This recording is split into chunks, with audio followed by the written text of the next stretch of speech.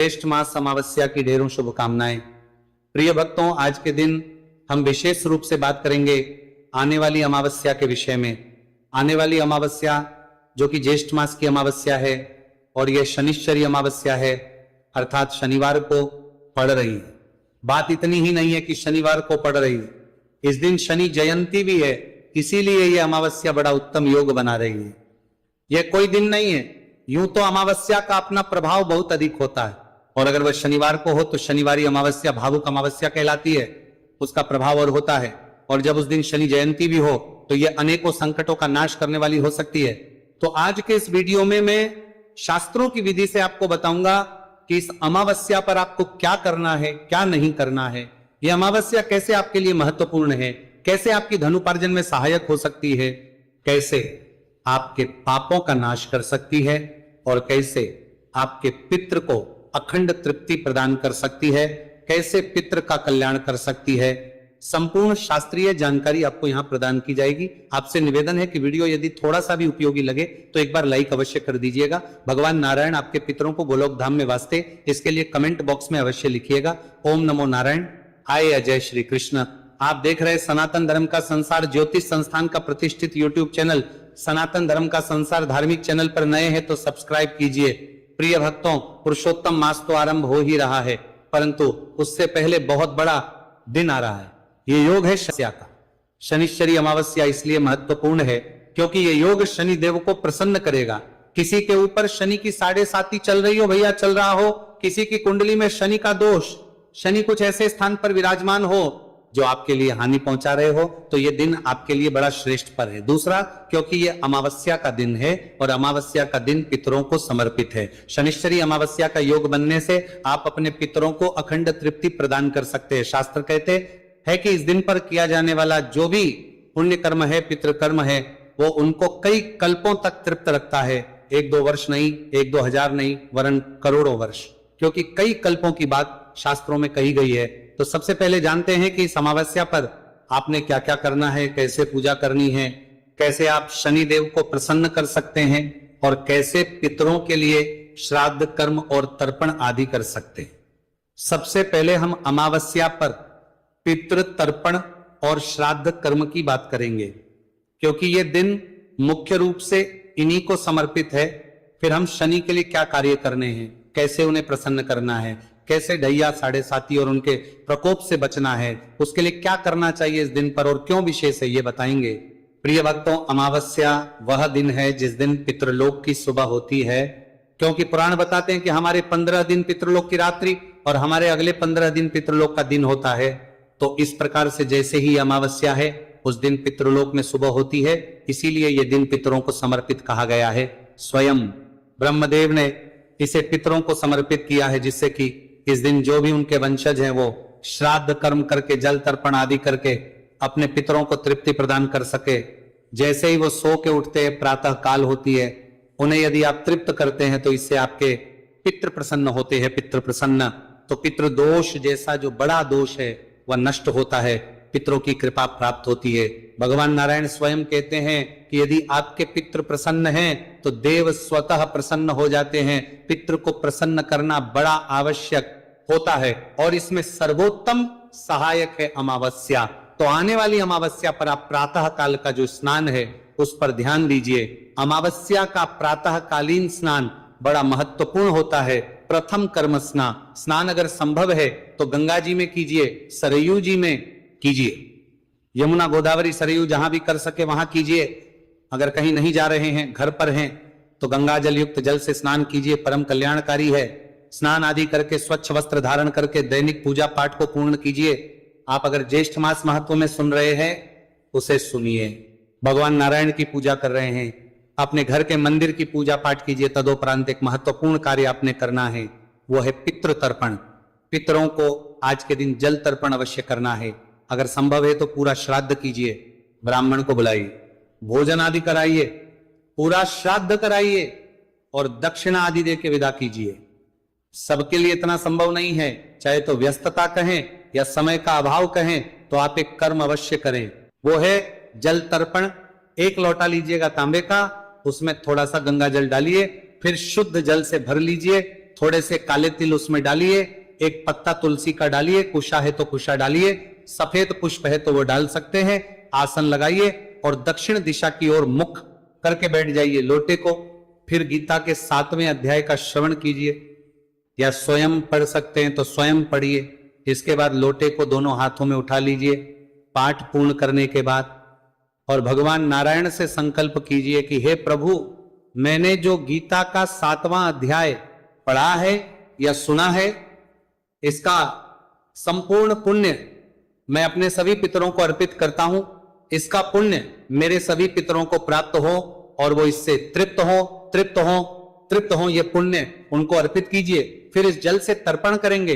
तर्पण करने के लिए एक पात्र लीजिए, बड़ा पात्र उल्टे, हाथ में लेफ्ट हैंड में आप लोटे को पकड़िए, सीधे हाथ में अंगूठे और उंगली के बीच का जो क्षेत्र है इसे पितृ तीर्थ कहते हैं। यहां से जल को दूसरे पात्र में छोड़िए, मंत्र बोलेंगे, ओम पितृभ्यः स्वधा नमः, ओम पितृभ्यः स्वधा नमः, ओम पितृभ्यः स्वधा नमः। इस प्रकार से तर्पण कीजिए। तर्पण करने के बाद पितरों से निवेदन कीजिए कि हे मेरे पितरों, मैंने ये गीता के 7वें अध्याय का पुण्य आपको अर्पित किया है और यह जल तर्पण में आपको अर्पित कर रहा हूं। आप इसे ग्रहण करें, तृप्त हो, तृप्त हो, तृप्त हो। इस प्रकार से तर्पण करने के बाद ये जल पीपल के वृक्ष में अर्पित कर दीजिएगा। इसके लिए उत्तम समय जो होता है, सर्वोत्तम समय वो होता है कुतुब काल का, जो भारतवर्ष में लगभग 11:40 से और 12:20 के आसपास रहता है। अगर आप अन्य समय में करना चाहें तो ये सुबह सूर्योदय के बाद से और सूर्यास्त से पहले तक कभी भी किया जा सकता है। पितृतर्पण स्त्री पुरुष कोई भी कर सकता है, ऐसा शास्त्र कहते हैं। ये एक कर्म आपके पितरों को अखंड तृप्ति प्रदान करेगा, आपके पितरों को कई कल्पों तक तृप्ति प्रदान करेगा। और ये एक ऐसा तर्पण है जो यदि किसी के पितृ घोर कहीं नरक में भी होना तो वहां भी उनको तृप्ति प्रदान करता है, ऐसा पुराण वर्णित करते हैं। इसीलिए 7वें अध्याय के साथ इसका कर्म अवश्य करना चाहिए। मैं आपके लिए अमावस्या पर गीता का 7वां अध्याय अवश्य अपलोड करता हूं और पूरी विधि बताता हूं कि कैसे आपको ये करता हूं, पूरा पाठ सुनाता हूं। उस वीडियो का लाभ अवश्य लीजिए। इसके बाद आज के दिन आपको पीपल पर जल अवश्य का अर्पित करना है। पीपल के मूल में, पीपल के तने में, पीपल की जड़ में जल अर्पित करेंगे। थोड़े से काले तिल उसमें डाल लीजिए और वह जल पीपल की जड़ में अर्पित कीजिए। मंत्र क्या बोलेंगे? अगर आप शनि देव को प्रसन्न करने के लिए, शनि की कृपा प्राप्त करने के लिए, 7.5 डैया आदि का जो दुष्प्रभाव है उसको समाप्त करने के लिए, कम करने के लिए जल अर्पित कर रहे हैं तो मंत्र बोलेंगे, ओम शं शनैश्चराय नमः, ओम शं शनैश्चराय नमः। इस प्रकार बोलते हुए यह जल पीपल में अर्पित कीजिए।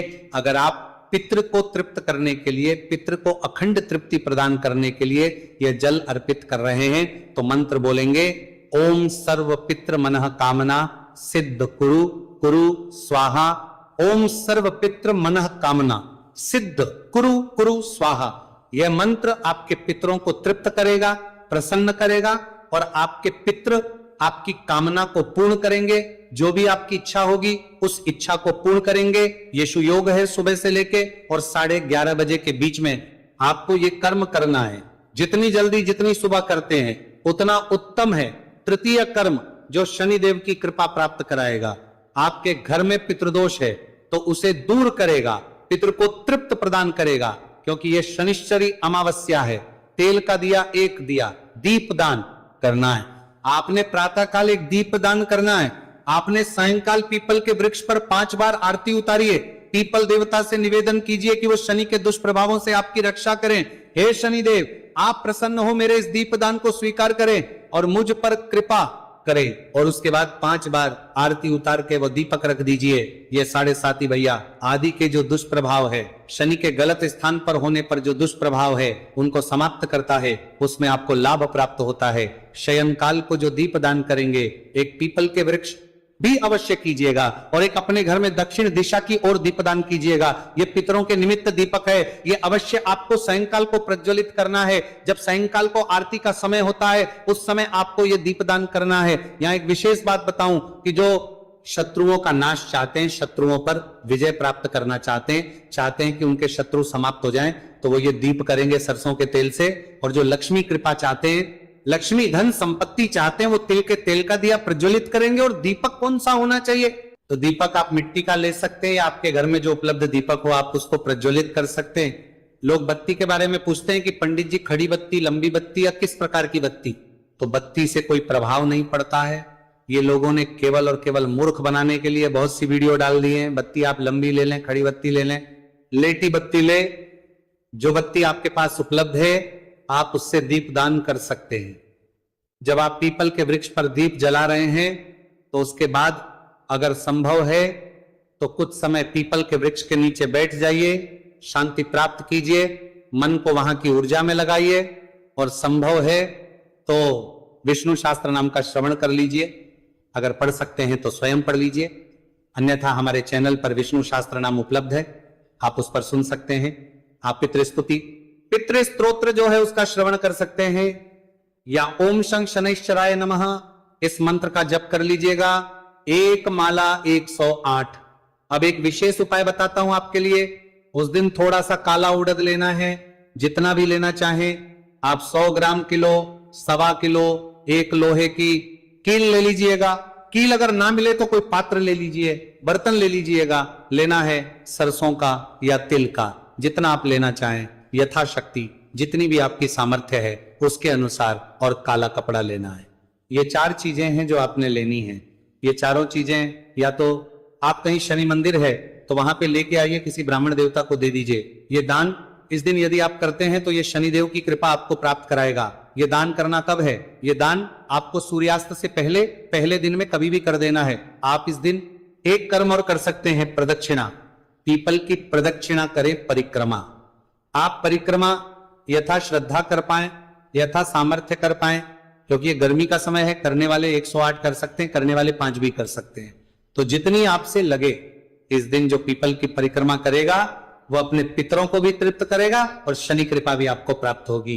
इसीलिए छोटा सा कर्म है, इसको अवश्य कीजिएगा। बड़े छोटे छोटे कर्म मैंने आपको बताए हैं, अधिक मेहनत इसमें नहीं, अधिक परिश्रम भी नहीं लगेगा। इनको अवश्य कीजिए क्योंकि ये दिन विशेष है। अब मैं बात करूं उन कर्मों की जो आपको भूल के भी इस दिन नहीं करने हैं। देखिए, इस अमावस्या पर आपको मांसाहार बिल्कुल नहीं करना है। शनि रुष्ट होंगे तो आपको पता है कि दंड देते हैं और पितृ भी रुष्ट होंगे। दूसरा कार्य, अमावस्या पर आपको भूल के भी फूल पत्ते आदि नहीं तोड़ने हैं। ना फूल पत्ता कुछ भी नहीं तोड़ना है, वर्जित है। जो तोड़ता है उसको पाप लगता है, घोर पाप लगता है। तुलसी पत्र भी पहले ही आपको उतार के रख लेने हैं। आइए अब बात करते हैं आगे। एक बड़ा कार्य जो आपको नहीं करना है इस दिन, वो है दूसरे का करते हैं तो बहुत सारे लोग कहते हैं पंडित जी हमारे कोलीग्स लेके आते हैं तो कैसे मना करें। देखिए, कैसे मना करना है ये आपको देखना है, परंतु शास्त्र कहते हैं कि यदि आप इस दिन दूसरे का अन्न खाते हैं तो आप अपने पुण्य को क्षीण करते हैं। आपके पुण्य उस व्यक्ति को लग जाते हैं जिसका अन्न आपने ग्रहण किया है। इसलिए आपको इस अमावस्या पर किसी का भी अन्न नहीं खाना। हाँ, कुछ रिश्ते हैं जहां आप खा सकते हैं, जैसे आपके माता पिता का घर होता है, बड़े भाई का घर है, आपका ससुराल है, वहां खा सकते हैं। नानी हाल है, मामा का घर है, नाना का घर है, वहां खा सकते हैं। लेकिन बहन के घर नहीं खाना चाहिए, अन्य किसी रिश्तेदार के यहां नहीं खाना चाहिए। अब मान लीजिए खा के आना पड़े तो क्या करें? तो उस समय पर यह कार्य कर सकते हैं। भगवान नारायण का ध्यान करें कि हे प्रभु, मुझे इस कारण से मजबूरी में यह खाना पड़ रहा है, लेकिन मैं ये संकल्प करता हूं कि मैं अमुख इतना ही अन्न किसी ब्राह्मण को दान दे दूंगा। तो उससे वो जो दोष लगता है आपका वो मिट जाता है, आपके पुण्यशील नहीं होते और आप जैसा संकल्प कर रहे हैं उसी के अनुसार आपको किसी ब्राह्मण को उतना ही अन्न अर्पित करना, दान कर देना चाहिए। यहां पर एक प्रश्न आता है, बड़े सारे लोग कहते हैं पंडित जी हमारा तो हम तो भंडारा खाते हैं तो क्या करें? देखिए, अगर आप सामर्थ्यवान हैं, भगवान ने आपको खूब सब दिया है, तो आप स्वयं भंडारे में सहयोग दीजिए, उसके बाद वहां से खाइए। और जो गरीब है बेचारे, तो उनके लिए यह नियम लागू ही नहीं होता।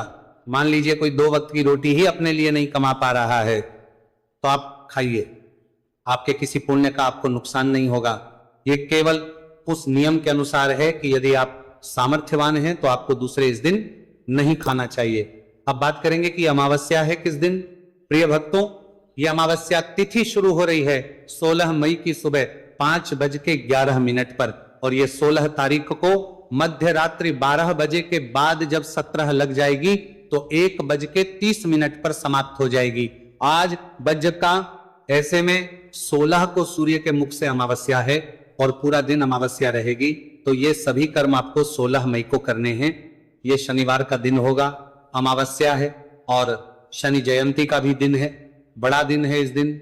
और भी बहुत से कर्म किए जाते हैं, इसकी और बड़ी महिमा है, उसके लिए मैं एक और वीडियो लेके आऊंगा। साथ ही व्रत की बात करें तो अमावस्या का व्रत भी आपने 16 मई को ही करना है। अगले वीडियो में विस्तार से इसके विषय में जानकारी प्रदान करूंगा। चैनल पर नए हैं तो सब्सक्राइब अवश्य कीजिएगा और कमेंट बॉक्स में अपनी राय अवश्य दीजिएगा कि आपको हमारा चैनल कैसा लगता है। इस वीडियो के विषय में, चैनल के विषय में कुछ सुझाव देना चाहे तो अवश्य